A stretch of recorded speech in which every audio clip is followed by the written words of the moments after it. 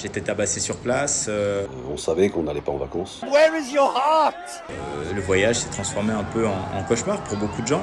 And for the love of humanity! On s'est senti démunis.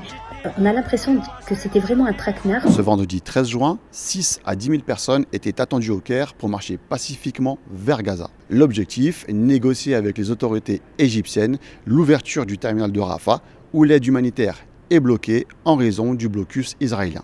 On en a marre. Si maintenant les pays ne font rien, les représentants politiques ne font rien, nous on veut porter une seule et même voix. Et là en fait de se dire qu'on pouvait faire quelque chose, je me suis dit c'était extraordinaire. Si on est capable de prendre un billet d'avion pour venir en vacances ici, peut-être que ce serait souhaitable de prendre un billet d'avion pour appeler à cette humanité collective. Cette marche, baptisée Marche to Gaza, s'inscrit dans la même lignée que les flottilles de la liberté ou encore la caravane Soumoud partie de Tunis. Alors que s'est-il passé? Pourquoi ça a dégénéré? Rappelons d'abord qu'il y a quelques jours, Israël avait exigé de l'Égypte qu'elle bloque justement ces marches, ces convois.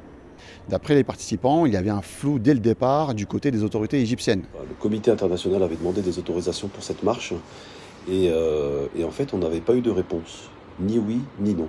Et c'est en se rendant vers un point de rassemblement situé à Ismaïlia que tout a dégénéré. Donc on a eu l'interdiction de l'Égypte à partir du moment où on était dans les checkpoints.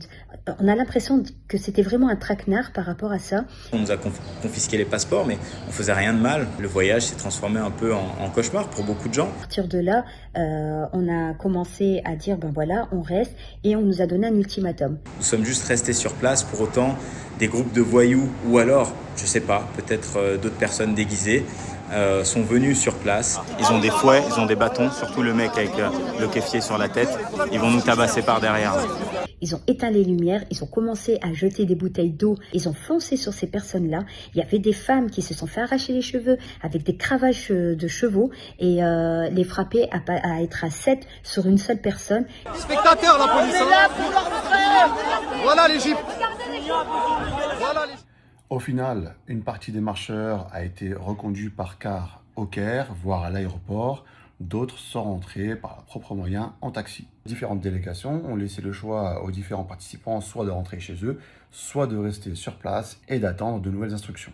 On n'a pas prévu d'enfreindre la loi, on compte faire notre part, toujours de façon non violente. On rentre un peu bredouille, mais on a fait quelque chose de fort quand même. Et on partait vraiment dans une démarche où on s'est dit que ça allait être une marche historique.